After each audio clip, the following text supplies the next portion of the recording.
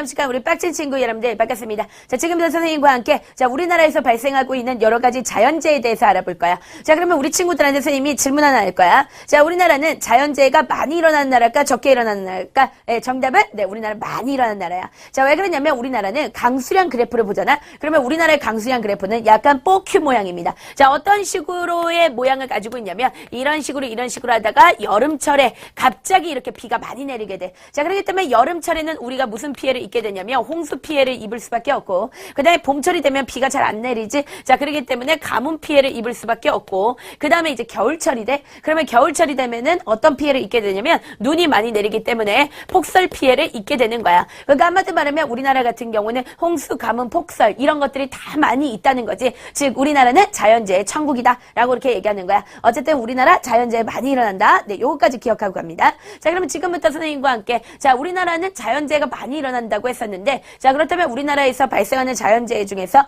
가장 많이 발생하는 자연재해가 무엇이냐라고 물어볼 수 있어. 그러면 너희들 뭐라고 해야 돼? 네, 홍수다 이렇게 얘기해야 돼. 자, 그래서 우리나라에서 가장 많이 빈번히 발생하는 거 그게 바로 뭐야? 네, 홍수야. 그런데 우리나라는 홍수 피해를 많이 입을 수밖에 없어. 왜 그러냐면 우리나라는 여름철에 비가 집중적으로 내리기 때문에 그래. 우리나라 같은 경우에는 뭐 가을철이라든가 봄철이라든가 겨울철이라든가 이럴 때는 별로 강수량이 없어. 근데 그러다가 여름철 되면은 이렇게 뽀큐 모양으로 엄청나게 빡시게 비가 내린단 말이야. 자, 왜 그러느냐? 여름철에 장마 있지, 태풍 있지, 뭐 있어? 집중호우. 그렇지? 이 세 가지 때문에 그래. 그래서 우리나라는 여름철, 장마, 그 다음에 집중호우, 태풍 이런 것들의 피해를 입어서 홍수가 나게 된다. 자, 그러면은 홍수로 인해서 어떤 일이 벌어질까? 가장 심각한 피해는 집에 뭐가 들어오는 거야? 물이 들어오는 거야. 선생님도 이제 어렸을 때 선생님 집에 홍수 피해가 난 적이 있었어. 그런데 개인적으로 선생님은 굉장히 즐거웠었어. 왜냐면 우리 어렸을 때는 그 수영장에 갈 수 있다는 건 정말 이렇게 부유한 애들만 갈 수 있었어. 그렇기 때문에 선생님 같은 경우에는 수영장 가는 게 조금 별로 쉽지가 않았었습니다. 일단 선생님이 수영장 가면 물이 막 넘쳐요. 그래서 선생님이 수영장 잘 못 갔었는데 이 우리 집에 막 이렇게 물이 차니까 거기서 이렇게 수영을 하면서 어른들은 막 눈물을 흘리고 막 그러는데 애들은 막 좋아가지고 막 수영하고 이랬던 생각이 나는데, 어쨌든 간에 뭐 집이라든가 농경지라든가 또는 저지대들이 있어. 그러니까 저지대라고 한다면 굉장히 낮은 지역이지. 자, 그런 곳들은 무조건 침수 피해를 입는다. 자, 여러분들 침수 피해가 기억 안 나면 이거 하나 기억하세요. 알지? 선생님 이거 기억해. 자, 무슨 피해? 침수 피해. 네, 침수 피해. 그래서 저지대나 가옥, 농경지가 무슨 피해? 침수 피해가 일어난다. 그래서 침수라는 말이 들어가면 이거는 무조건 홍수라고 그렇게 생각해 주시고요. 자, 그 다음에 또 뭐 할 수도 있냐면, 자, 비가 막 내려. 근데 여기에 뭐가 있냐면 강이 있어요. 그럼 강물이 넘쳐요. 그쵸? 그러면 강물이 넘치는 걸 방지하기 위해서 강물 주변에다 뚝을 쌌지. 그걸 갖다 우린 두 글자로 제방이라고 하는데, 제방이 붕괴될 수도 있는 거야. 그치? 그래서 제방이 붕괴될 수도 있다. 자, 어쨌든 간에 홍수 피해하면 한 가지 기억하세요. 무슨 피해? 침수 피해라고 그렇게 얘기합니다. 자, 그 다음에 두 번째는 바로 뭐냐면 가뭄이야. 자, 가뭄은 이제 그 홍수하고 다른 거죠. 그래서 선생님이 한 가지만 잠깐 정리하면, 얘들아, 홍수는 우리나라에서 어느 계절에 많이 발생해? 정답은 여름. 언제? 여름. 네, 기억하고 가야 돼. 홍수는 여름철에 발생하는 거야. 그러면 가뭄은 언제 발생하게 될까? 바로 가을철과 봄철에 주로 발생한다는 걸 알아야 돼. 그래서 너희들 가을철과 봄철이 되면은 굉장히 건조해집니다. 근데 왜 건조해질 수밖에 없냐면 이 가을철과 봄철 같은 경우에는 우리나라 쪽으로 바람이 불어오는데 저쪽 중국에서 바람이 불어온단 말이야. 그런데 중국에 어디서 바람이 불어오냐면, 너희들 봄철에 황사현상 알고 있지? 근데 그 황사현상이 누구 때문에 그래? 네, 중국 때문에 그렇지? 그러니까 중국에 보면은 사막이 있는데 거기서 바람이 불어와. 그렇기 때문에 여러분들 사막이라는 것은 겁나 바삭바삭거리면서 어때? 건조하잖아. 그치? 그렇기 때문에 그런 건조한 바람이 우리나라 불어오니까 봄이나 가을철에 우리는 뭐가 발생한다? 가뭄. 뭐가 발생한다? 가뭄. 네, 반드시 꼭 기억하고 가야 돼. 자, 그래서 이거는 왜 그러냐면 중국에서 불어오는 뭐 때문이다? 이동성 고기압 때문이다. 아까 선생님이 저번 시간에 저기압에 대해서 설명했어. 저기압은 기분이 어때? 굉장히 나빠. 저기압. 그래서 기분이 나쁘기 때문에 맨날 울어. 비가 막 내리고 구름 가지고 있고 그 다음에 태풍 가지고 있고 쌤이 그렇다고 그랬지. 그러면 저기압의 반대가 뭐야? 고기압이지? 이 고기압 같은 경우에 항상 날씨가 맑아요. 그럼 여러분들 날씨가 맑다는 것은 와 좋다 이렇게 생각할 수도 있겠지만 반대로 얘기한다면 너무 뜨거워. 네, 이렇게 얘기할 수 있는 거겠지. 그렇기 때문에 중국 쪽에서 불어오는 바로 뭐야? 이동성 고기압. 이동성 고기압의 영향을 받으면 가을철이나 봄철에 뭐가 일어난다? 가뭄이 일어나. 그래서 가뭄이 일어나는 원인은 두 가지가 있는데 첫 번째는 이동성 고기압 때문이고 두 번째는 바로 높새바람이라는 것 때문이야. 자, 여러분들 높새바람은 시험 문제 1타니까 반드시 기억해야 돼. 일단 높새바람 같은 경우에는 우리가 객관식으로도 굉장히 잘 나오지만 주관식 1타야. 자, 그러면 지금부터 선생님이 높새바람에 대해서 설명을 해주고 가도록 한다. 자, 지금 선생님이 그린 것은 바로 무엇이냐면 태백산맥 정밀 묘사된 그림입니다. 이 태백산맥이에요. 자, 그런데 높새바람은 언제 부는 바람이냐면 자, 늦봄에 불어. 자, 그래서 늦봄부터 언제까지? 초여름부터 이렇게 부는 거야. 그러니까 한마디로 말하면 한 5월달에서 6월달쯤 그때 부는 바람이 바로 뭐냐면 높새바람이다. 그런데 높새바람은 이거는 순수 한글 표현이야. 그러면 이거를 한자로 표현하면 뭐냐면 북동풍이야. 알았어? 그러니까 바람이 어느 쪽에서 북쪽하고도 이쪽 동쪽에서 이렇게 불어온다는 거지. 그래서 이 바람이 바로 뭐라고? 북동풍이다 라고 그렇게 얘기를 한다고. 그치? 그런데 이 북동풍이 어디서 부는 바람이냐면 실질적으로는 우리가 북쪽으로 올라가면 오호츠크해라는 바다가 있어. 그럼 여러분들 바다에서 바람이 불어와요. 그러면 기본적으로 이 바람은 뭐를 많이 가지고 있니? 물기를 많이 가지고 있단 말이야. 그치? 근데 물기를 많이 가지고 있는 이 바람이 갑자기 누구를 만난 거냐면 태백산맥을 만났어. 근데 태백산맥 굉장히 어때요? 높죠? 그러니까 높기 때문에 이 바람이 태백산맥을 이렇게 넘어가야 되는데 넘어가지를 못해. 뚱뚱해가지고. 그러니까 계속 부딪히는 거야. 바람이 계속 부딪혀. 그럼 부딪히고 바람은 계속 불어오고. 그러면 끊임없이 이 바람은 계속해서 커지는 거야. 계속해서 커지다 보니까 이게 더 뚱뚱해져가지고 더 이상 태백산맥을 넘어가지 못하니까 그때부터 이 뚱뚱한 바람은 뭐 하기 시작하냐면 다이어트를 하기 시작해. 다이어트. 어떻게 다이어트를 하느냐? 여기서 비를 미친 듯이 뿌려버려요. 알았어요? 그럼 비를 다 뿌렸으니까 이 뚱뚱한 구름이 아주 홀쭉해졌을 거야. 그치? 이렇게 홀쭉해졌을 때 얘가 이렇게 슝 하고 이렇게 불어나가게 되는 거야. 이 바람을 갖다 우린 뭐라 그래? 높새바람이라 그래. 근데 너희들도 알겠지만 자, 바람이든 무엇이든 간에 위로 올라가면 올라갈수록 어떻게 될까? 시원해지지. 그치? 우리가 산을 올라가면 올라갈수록 시원해져. 그죠? 그러면 산을 내려가면 내려갈수록 어떻게 될까? 굉장히 뜨거워지기 시작하겠지? 그래서 이 높새바람이 가지고 있는 성격이 시험 문제 잘 나오니까 기억해야 되는데 일단 아래로 내려가면 내려갈수록 점점 뜨거워져. 그걸 갖다가 우리는 고온하다라고 그렇게 얘기를 하고 그 다음에 봐봐라. 여기서 다이어트 했어. 다이어트 하면서 여기서 뭐 했어? 비를 다 뿌려버렸단 말이야. 그럼 여기서 비를 다 뿌렸기 때문에 여기 가면 비가 있니 없니? 없지? 그걸 갖다 우린 뭐라 그래? 건조하다! 라고 그렇게 얘기하는 거야. 그래서 이 바람의 특징은 고온건조해. 그런데 여러분들 있잖아. 문제가 되는 게 있어. 우리나라 영서지방 같은 경우에는 여기는 평야가 굉장히 많아. 그러면은 5월달에서 6월달이라고 한다면 이때 때마침 아주 자그마한 새싹이 막 올라와 있단 말이야. 그런데 이 새싹이 이 고온건조한 바람을 만나버리면 뜨겁고 빗방울 하나 없는 그런 바람을 만나버리면 얘가 그 자리에서 어떻게 될까? 말라서 죽어버려. 그치? 그런 피해가 나타난단 말이야. 이거는 뭐랑 똑같냐면 새싹, 아주 어린 새싹이 있는데 거기다가 드라이기를 막 하는 거랑 똑같은 거야. 그러면 어떻게 될까요? 죽겠죠? 죽습니다. 그러니까 한마디로 말하면 영서지방에 뭐라고? 가뭄 피해를 입히게 되는 그 바람이 바로 뭐야? 높새바람이야. 그래서 높새바람에 대해서는 서술형 1타기 때문에 반드시 기억해야 돼. 자, 지금부터 선생님이 높새바람에 대해서 시험제 나오는 것들 쫙 찍어드리겠습니다. 자, 봅시다. 높새바람의 성격이 뭐냐? 그러면 고온건조. 자, 어느 철에 불어오느냐? 늦봄부터 초여름. 그치? 그 다음 방향은 뭐냐? 자, 북동풍이다. 그치? 자, 그리고 이 높새바람은 어디에 피해를 입힌다? 영서지방에 피해를 입힌다. 어떤 피해를 입힌다? 가뭄 피해. 됐지? 요거까지 딱 기억하고 가. 높새바람 시험제 1타야.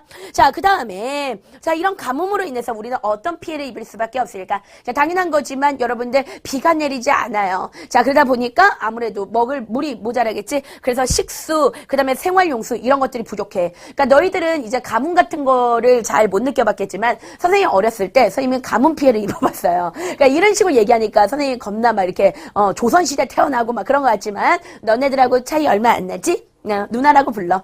우리 친구들 지금 욕하고 싶은데. 그러니까 선생님은 어렸을 때 가뭄 피해를 입었어. 그래서 우리 동네가 가뭄이었기 때문에 소방차가 와가지고 물을 주고 갔어요. 그러면 그 물을 큰 이제 그런 뭐라 그럴까 냄비가 아니라 큰 통이 있습니다. 집마다. 그래가지고 그 물을 다 이렇게 받아놓은 다음에 그 물을 가지고서는 막 일주일 쓰고 그랬어요. 그래서 실제 어떻게 했냐면 아빠가 가장 먼저 세수하고 그리고 나서 엄마가 세수하고 그리고 나서 오빠가 세수하고 그 다음에 선생님이 세수하고 그 물로 아빠가 발 닦고 그리고 나서 엄마가 발 닦고 오빠가 발 닦고 선생님이 발 닦고 마지막에 선생님의 남자친구인 도라에몽 PD가 마시고 네 이렇게까지. 자 그래서 우리 친구들 네 이렇게 가뭄 피해를 입게 되면 식수, 생활용수 이런 게 부족하게 되고 그뿐만 아니라 선생님 아까 그랬지 산불이 일어날 수 있다라고 그렇게 얘기를 했었고요. 그 다음에 수질도 역시 저하되게 됩니다. 왜 그러면 너희들이 아프리카 가뭄 피해 굉장히 심각하잖아. 너희들이 TV 같은 거 보면 걔네가 마시는 물 봐. 다 뭐야 흙탕물이지 그치? 그러니까 물이 깨끗하지가 않아. 그러니까 수질 자체도 저하되게 되어 있고 그 다음에 수력 발전하기가 어려워. 어렵겠지? 수력 발전하기 위해선 물이 많아야 되는데 물이 없으니까 이건 발전할 수가 없어. 그러니까 이런 부분에 문제가 생긴다는 거야. 그래서 여러분들 가뭄 피해 하면은 딱 기억할 게 뭐냐면 물이 모자라. 이거를 갖다가 기억을 하고 가는 거야. 자, 그런데 여러분들 있잖아요. 우리가 홍수하고 가뭄을 그냥 겪어낼 수는 없어. 그러면 이것을 반드시 어떻게 된다? 이겨내야 된다. 근데 이 홍수하고 가뭄을 공동으로 이겨낼 수 있는 방법이 있습니다. 자, 첫 번째는요. 다목적 댐을 갖다가 만드는 거야. 자, 댐을 만들면 이거는 홍수도 막을 수 있고 가뭄도 막을 수 있어. 무슨 말인가 하면은 자, 우리가 댐이라는 것은 자, 물이 이렇게 흐르고 있는데 그 물을 갖다가 여기다 댐으로 이렇게 막아버려. 그럼 물이 이렇게 고였단 말이야. 그치? 그럼 만약에 홍수 피해를 입었어요. 그러면 댐의 문을 열어. 댐의 문을 열면은 물이 다 빠져나가. 그러면 홍수 피해를 막을 수가 있고 반대로 만약에 가뭄 피해다. 그러면 댐으로 막아놨기 때문에 물이 많지? 그러면 그 물을 가져다가 쓰면 되는 거야. 그치? 자, 그렇기 때문에 다목적 댐을 이용하면 홍수와 가뭄 피해 다 이길 수 있고요. 그 다음에 저수지 같은 걸 만들어도 그렇습니다. 그 다음에 가장 좋은 것 중에 하나가 뭐냐면 녹색댐이야. 자, 얘들아, 녹색댐이라는 것이 무엇이지? 이거는 인간이 만든 댐이 아니라 자연이 만든 댐이에요. 즉 다시 얘기해서 녹색이라는 것은 바로 뭘 얘기하는 걸까? 그치, 나무들을 얘기하는 거야.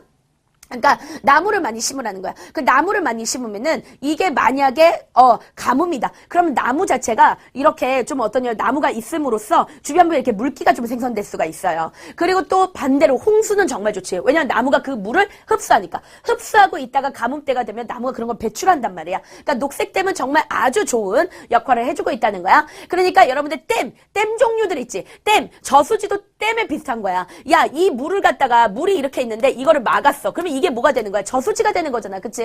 그러니까 댐이나 저수지나 아니면 녹색댐 이런 댐 종류들 이런 것들은 모두 다 홍수에도 도움되고 누구에도 도움 준다. 가뭄에도 도움 주고 있다는 사실 그거 기억하고 가야 돼. 알았지? 왜냐면 이런 식으로 나왔을 때 너희들이 헷갈릴 수 있어. 다목적 댐을 만든다. 그러면은 홍수를 막기 위해서 다목적 댐을 만든다. 맞는 얘기야, 틀린 얘기야? 맞는 얘기야. 그치? 그리고 가뭄의 피해를, 막기 위해서 다목적 댐을 만든다. 이거는 맞는 얘기야, 틀린 얘기야? 이것도 역시 맞는 얘기야 된다는 거야. 무슨 말인지 알겠지?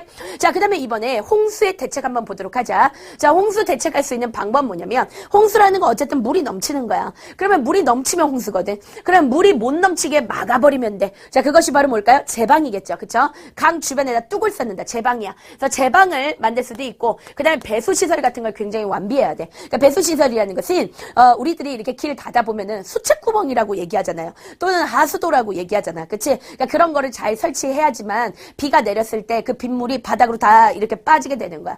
실조 선생님이 필리핀에 아주 오래전에 한번 가본 적이 있었어요. 근데 그때 당시에 장마였는데 필리핀은 배수시설이 굉장히 잘 안 돼 있어가지고 물이 막 넘치는 거야. 그래서 물이 막 어디까지 왔었냐면 이렇게 무릎까지 막 물이 이렇게 넘쳐 있는 거예요. 근데 배수시설이 얼마나 안 됐으면 물만 넘친 게 아니라 거기 이렇게 똥덩어리들이 이렇게 둥글둥글 이렇게 굴러다니는 거야. 자, 그래서 여러분들 있잖아. 네, 배수시설은 굉장히 중요한 거고. 자, 그뿐만 아니라 기상예보 시스템 같은 것들도 굉장히 중요한 거야. 그치? 그러니까 비가 오고 안 오고를 잘 맞춰야 되는 거지. 자, 그 다음에 지리정보 시스템을 이용해서 하천을 관리할 수가 있다. 그러니까 지리정보 시스템이라고 얘기한다면 대표적으로 인공위성 같은 걸로 계속해서 하천을 찍는 거야. 그래서 이 하천에 물이 불고 있는지 줄고 있는지 이런 것들을 잘 봐야 되는 거야. 그 대표적인 게 뭐냐면 우리가 뉴스에서 비가 조금 막 내린다고 그래. 그러면 비가 내리기 전에 뉴스에서 비가 좀 내릴 것 같으면은 한강에 다리들이 굉장히 많거든. 근데 다리가 높은 다리도 있지만 낮은 다리가 있어요. 그런 낮은 다리는 아예 차량을 출입을 통제시켜버려. 왜 그러면 비가 많이 오면은 강물이 거기 덮쳐버리기 때문에 그냥 그 자리에서 어떻게 할 수 있느냐? 네, 천국 갈 수 있어요. 그쵸? 도넛 달고 이렇게 갈 수 있단 말이야. 그렇기 때문에 이런 하천을 계속해서 감시하고 관측하는 행동은 굉장히 중요하다는 거야. 그래서 홍수를 대비할 수 있는 방법은 이런 것들이 있다. 자, 그 다음에 이번에는, 자, 가뭄을 갖다가 어떻게 우린 대비해보면 좋을까? 그러니까 가뭄이라는 것은 뭐냐면 물이 없는 거야. 그러면 우리가 물을 어떻게든 구해내면 돼. 자, 여러분들 물이 어디에 있을까요? 지하에 있습니다. 그러니까 지하수를 개발하면 돼. 그래서 지하수를 개발하거나 아니면 지하에 있는 물을 뽑아내기 위한 파이프를 깔아. 그걸 갖다 우리가 뭐라 그래? 관계수로라고 그래. 그래서 관계수로 같은 거를 만들거나 아니면 여러분들 저쪽에 이제 촌락 가면 되게 많이 하는 것 중에서 빗물 저장 탱크가 있어요. 그러니까 뭐냐면 우리가 물탱크라고 해가지고 물이 없을 때 그 물탱크에서 물을 갖다가 쓰는 거야. 그런데 물탱크에 있는 물을 수돗물을 받아놓는 것이 아니라 빗물을 받아놓는 탱크가 있다고. 그게 바로 뭐냐면 빗물 저장 시설. 네, 이런 것들을 만들어 놓으면 좋다. 이렇게 기억합니다. 자, 그다음에 네 번째 나오는 게 우리나라 피해 많이 입는 거예요. 태풍 굉장히 피해 많이 입는데 그러면 도대체 우리나라에 태풍이 언제 오느냐? 이거 되게 시험 문제 잘 나와. 자, 언제 오냐면 네, 늦여름부터 초가을에 온다는 거지. 그래서 우리나라 같은 경우 1년에 한 2개에서 3개 정도가 옵니다.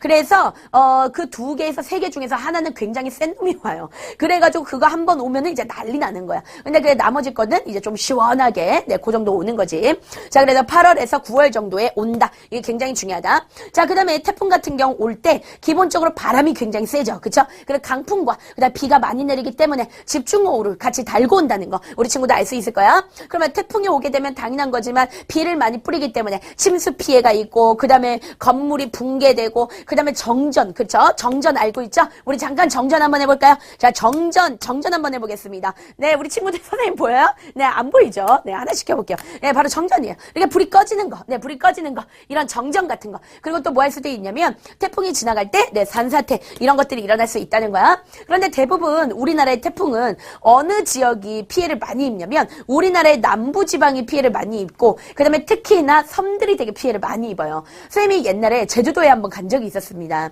그런데 그 제주도에 갔는데 제주도에 태풍이 온 거야. 그래서 제주도에 놀러 갔는데 놀지도 못하고 열흘 동안 못 나고 거기서 계속 고스톱만 쳤던 그런 생각이 계속 나요. 그러니까 무슨 말이냐면 제주도 태풍 피해를 많이 입는다는 거야. 그치? 그래서 가끔 가다가 태풍이 왔을 때 그 뉴스에서 기상 그 예보하시는 분들, 퀘스터들이죠. 그 퀘스터들이 막 나와가지고 막 지금 여기 뭐 제주도는 태풍입니다. 막 이런 얘기 하잖아요. 그래서 특히 제주도를 갖다가 표현할 때는 선생님 진짜 그런 거 봤어. 이분이 막 제주도에 대해서 설명하고 있는데 우산을 쓰고 있었는데 막 우산이 날아가고 막 이런 것들을 볼 수 있다는 거야. 그러니까 어마어마하게 태풍 피해를 많이 입는다는 거야. 자, 그래서 남부지방이나 특히나 어디냐면 도서, 그쵸? 이런 섬지방에서 태풍 피해를 많이 입는다. 그러면 태풍을 우리가 막을 수 있는 대책은 뭐가 있을까? 이것도 역시 정확한 예보 체계가 굉장히 필요해. 그치? 기상 예보 체계가 필요하고, 그 다음에 대피 체계도 굉장히 많이 필요하고, 그 다음에 각종 시설물을 굉장히 많이 점검해야 된다는 거야. 그치? 특히 점검해야 되는 것 중에 하나가 비닐하우스 같은 거죠. 그쵸? 왜냐면 날아가니까. 그치? 그러니까 이런 것들 점검해야 돼. 자, 그 다음에 나오는 게 바로 뭐냐면 산사태야. 여러분들 산사태라는 것은 무엇이냐면, 자, 산이 이렇게 있어. 그런데 어느 날 갑자기 이 산이 무너지는 거야. 그걸 갖다 우리 뭐라 그래? 산사태라고 그렇게 얘기하는 건데. 자, 그러면 산사태가 발생하는 원인이 있는데 그 원인이 시험지에 잘 나오니까 기억하고 가는데 첫 번째는 뭐냐면 장마철의 집중호우 때문에 그래요. 이거는 무슨 말인가 하면은 장마철에 집중적으로 그 산을 때려 붓는 거야. 그냥 비가 쫘라라락 내리게 되는 거야. 그러면은 이 산이 그 비를 갖다가 막 머금고 있어요. 머금고 있다가 또 비가 내리잖아? 그러면 산이 뭐 할 수 있냐면 터지는 거야. 무슨 말인지 알겠니? 왜냐면 물을 너무 많이 머금고 있으니까. 그래서 장마철에 집중호우라든가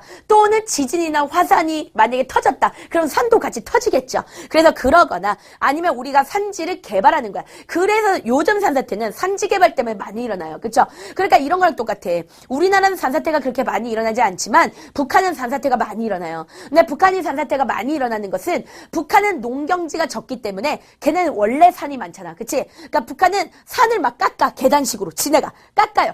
깎아가지고 거기서 농사를 짓는 거야. 그러니까 이런 식으로 산을 갖다 개발한다는 거야. 그런데 그것이 굉장히 안 좋아. 왜 그러냐? 산을 막 깎았기 때문에 나중에 비만 내리면 산이 무너져. 알았지? 그래서 이런 산지를 개발하게 되면 그런 부분에서 산사태가 발생할 수 있다는 거야. 자, 그러면 산사태로 인해서 어떤 피해를 입겠는가? 자, 산사태도 역시 매장될 수 있다. 무슨 말이냐면 산이 흘러내릴 때, 자, 뭐가 흘러내리냐면, 자, 돌과 흙 이런 게 흘러내리면서 동시에 우리 집을 덮칠 수도 있어. 그러니까 어떤 주택이라든가 농경지 같은 게 휩쓸리거나 매장되거나 이런 일들이 발생할 수 있다는 거야. 자, 그런데 여기서 한 가지 독특한 게 있어요. 산사태는 말이야, 발생할 거를 사실은 우리는 알 수 있어. 왜 그러냐면 산사태는 발생하기 전에 얘가 약간의 징후를 보여. 그러면 우리가 산을 잘 관측해야 돼, 사실은. 그래서 산을 잘 관측하고 있다가 저거 아주 흘러내리겠는데? 네, 이러면은 여러분들 산은 흘러내립니다. 그러면 어떤 발생 징후가 있는지 한번 알아보도록 하면, 일단 첫 번째는요, 갑작스럽게 물이 막 분출돼요, 산에서. 그러니까 산을 이렇게 보고 있는데 산에서 갑자기 이렇게 오줌이 터져 나오는 것처럼 물이 막 이렇게 쏟아져 나와, 산에서. 그러면 여러분들 그거는 무너질 가능성이 거의 100%예요. 왜 그러냐면 그거는 집중호우로 물이 거기 들어가 있던 게 터져 나왔다는 거야.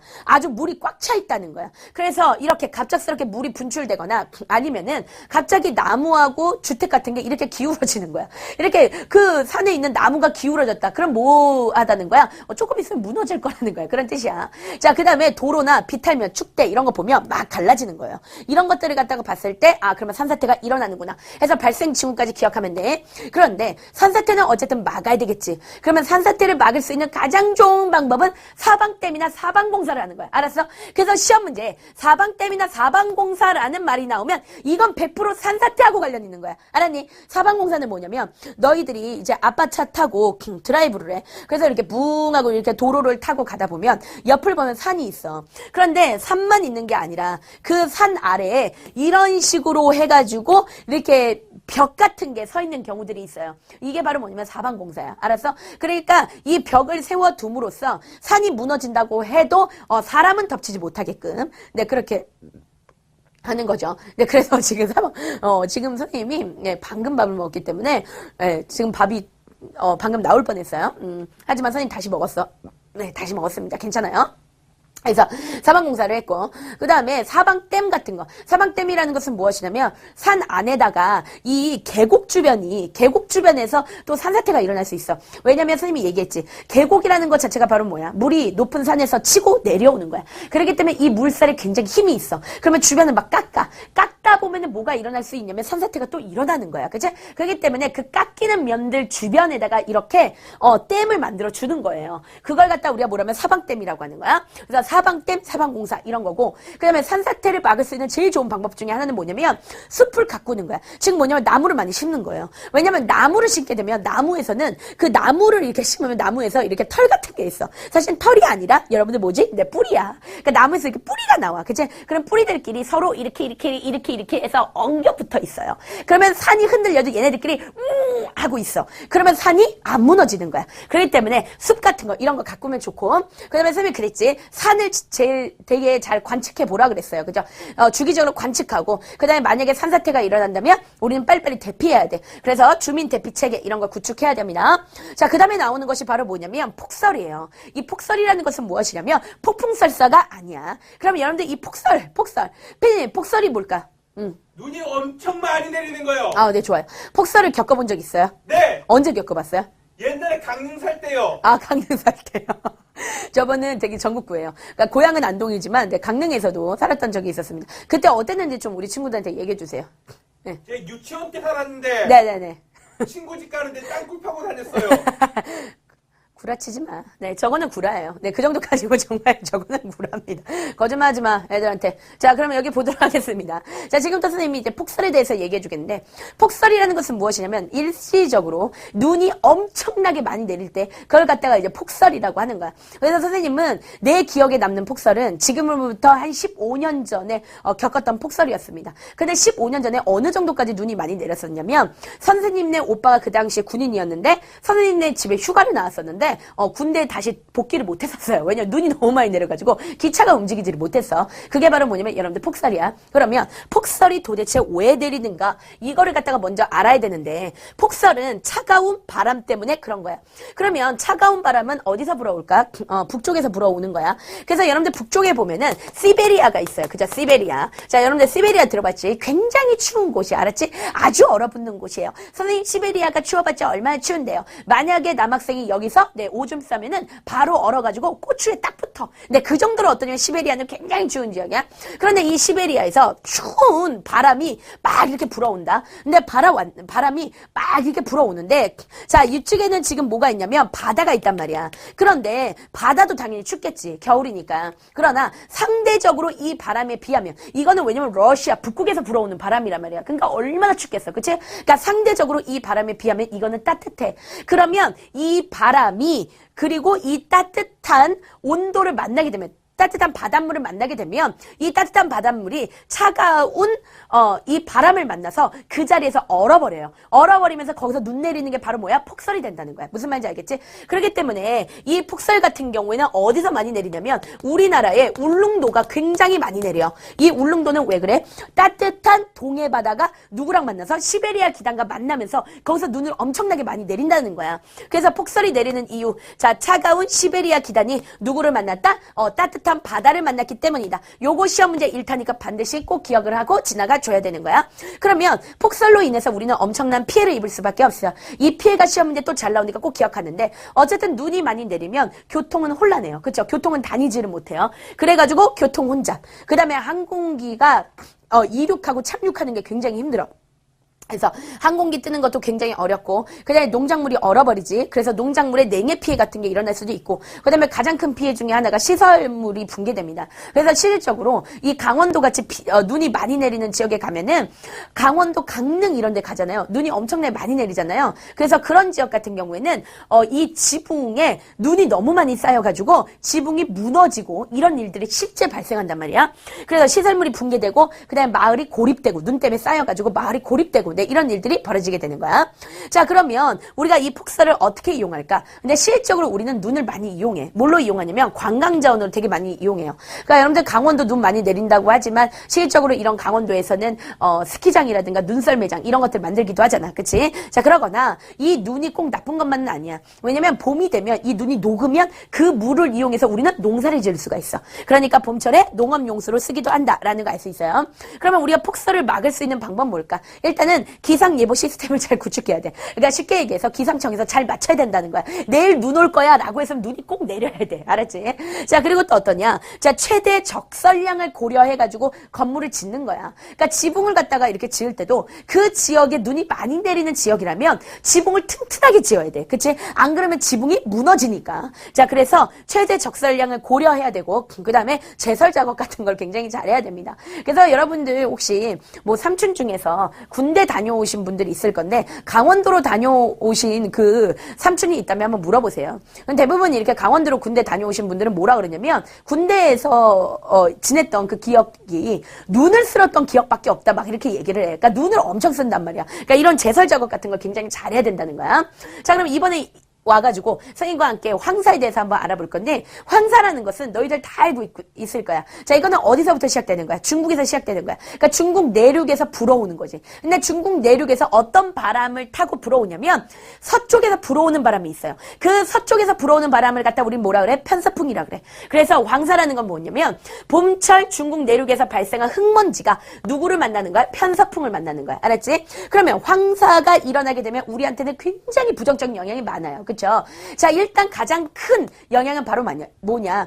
만약에 내 입 안으로 들어가. 그러면 기침이 콜록콜록 나오죠. 호흡기 질환이 나타나요. 그 다음에 만약에 내 눈에 들어가. 그러면 어떻게 될까? 안구 질환이 일어나지. 그치? 그래서 호흡기 질환이나 안구 질환이 일어날 가능성이 굉장히 많아. 그치? 그렇기 때문에 우리가 마스크 같은 거 이런 거 하고 다니죠. 그리고 되게 웃긴 건 뭐냐면 농작물의 성장을 엄청나게 방해해. 왜냐면 황사의 그 모래먼지들이 여러분들 황사 모래먼지 봤습니까? 모래 알갱이가 아니라 모래먼지예요. 진짜 먼지란 말이야. 이런 게 뿌옇게 그 농작물에 이렇게 쌓이게 되면 농작물이 자랄 수가 없고 그 다음에 또 항공기가 이 착륙하기가 굉장히 어려워요. 왜냐면 이 항공기를 이렇게 운전하시는 파일럿이 있잖아. 근데 이 황사 먼지가 항공기를 시야를 가려버려. 그렇기 때문에 이 먼지 때문에 뿌얘가지고 마치 안개 낀 것처럼, 그렇기 때문에 이 항공기를 운행하는 것 자체가 굉장히 힘들어. 자, 그리고 그뿐만 아니라 또 기계가 고장됩니다. 왜냐면 이 황사 먼지들이 어디에, 그치? 황사 먼지들이 기계 틈틈이 이렇게 들어가 있어요. 그렇기 때문에 기계가 고장되고, 네, 그런 경우도 생긴다는 거야. 그런데 여기서 시험 문제 굉장히 잘 나오는 건 뭐냐면, 황사가 부정적 영향만 갖고 있는 건 아니야. 그러니까 황사가 아주 긍정적인 영향도 갖고 있어. 되게 독특하게. 그래서 이 긍정적 영향도 굉장히 잘 나와. 일단은 황사 자체가 약간 알칼리성이에요. 우리 친구도 또 지금 과학 시간 또 나온 거지. 알칼리성이야. 근데 예를 들어서 땅이 산성 토양이 있다라고 해보자. 산성 토양이라는 건 뭐냐면 산성의 가장 대표적인 게 식초, 염산 이런 거야. 그러니까 한마디로 말하면 이 땅이 염산 땅이라고 생각해봐. 그러면 이 염산 땅에서는 농사를 지어 못 지어? 못 지어. 그러니까 땅은 중성이 돼야 돼. 그러면 중성이 되기 위해서는 알칼리를 부어야 돼. 그런데 이 황사 자체가 알칼리성이야. 그러니까 둘이 만나면 거기다 농사 지을 수 있어. 무슨 말인지 알겠지? 그러니까 산성토를 중화시키는 역할을 하고 있고, 그 다음에 또 플랑크톤의 먹이가 되기 때문에 이런 부분 좋다. 요거 기억할 수 있습니다. 자, 그 다음에 여러분들 우박은요, 이거 기억하고 가시는데요. 우박은요, 하늘에서 떨어지는 얼음덩어리야. 그런데 이 얼음덩어리가 작게는 5mm야. 그런데 크게는 10cm야. 그러니까 여러분들 이 갭이 너무 크죠. 그러니까 하늘에서 무슨 무기 같은 아주 큰 죽방이 막 날라온다고 생각하면 돼. 그래서 실질적으로 우리 빠꽁시대에서 우리 지훈이라는 우리 친구가 있어요. 근데 지훈이가 우리 요 며칠 전에 우박 한번 내렸잖아. 근데 그거 내릴 때 밖에 있었던 거야. 근데 선생님이 너무 깜짝 놀랐어. 그 우박을 맞아가지고 다리가 찢어진 건 아니지만 이렇게 피가 막 난 거예요. 우박 때문에. 그런 일이 벌어질 수 있다는 거야. 그래서 지름 5mm에서 10cm, 지름 5mm에서 10cm의 뭐다? 얼음덩어리다. 이거 굉장히 중요해. 이런 표현이 나오면 우박이다. 이렇게 생각하면 돼. 근데 여러분들 우박이라는 건 안정적일 때 우박이 내리진 않아. 그러니까 뭐냐면 겨울철에는 눈이 내리고 여름철에는 비가 내리는 게 맞는 거지. 그치? 그런데 우박이라는 건 얼음덩어리들이 막 내린다는 거야. 그러면 이거는 비도 아니고 눈도 아니고 이것도 저것도 아니라는 거야. 그러면 이런 우박이 왜 내릴까? 불안정하니까 내리는 거예요. 그러면 이게 왜 불안정하냐면, 자, 여름철에 대기가 굉장히 불안정해지는 거야. 그치? 그래서 여름철에 대기가 막 너무 뜨거우니까 막 불안정해져. 자, 그러다 보니까 뭐 하기 시작하냐면 강한 상승기류가 생겨. 자, 이거는 무슨 말인가 하면은 봅시다. 자, 여름철에 뜨거운 햇빛, 네, 아주 싸가지 없는, 네, 아주 싸가지 없습니다. 이 아주 싸가지 없는 태양의 뜨거운 햇빛이 땅을 데워버려. 그러면 여기는 뜨거. 네, 그치. 여기 뜨거. 그러면은 상대적으로 여기 공기는 어떠냐면 차가워. 알았지? 차갑다라고 해보자. 그러면 뜨거운 건 기본적으로 어때요? 굉장히 가벼워요. 얘는 가볍고 차가운 건 기본적으로 어때? 무겁지. 이런 게 바로 불안정하다는 거야. 왜냐면 뜨거운 거는 가볍기 때문에 올라가려 그래. 차가운 거는 무겁기 때문에 얘는 내려올라 그래. 그러니까 이런 걸 갖다가 우리가 대기가 불안정하다 그렇게 얘기하는 거야. 그러면 계속 불안정하기 때문에 뜨거운 게 올라가려 그러지. 이런 걸 갖다가 우리 뭐라 그래? 상승기류라 그래. 그러면 상승기류가 계속 생겨. 구름이 생기지. 그치? 계속 상승기류가 생겨. 또 구름이 생겨. 너무 지표면이 뜨겁잖아? 그러면 이 구름이 되게 높게 생겨요. 그러면 이 꼭대기는 저기 끝에 있기 때문에 여기는 차가워서 여기서 얼음덩어리들이 생길 수 있어. 얼어가지고. 걔네들이 우두두두두두 내리는 거야. 우두두두두 내리는 거야.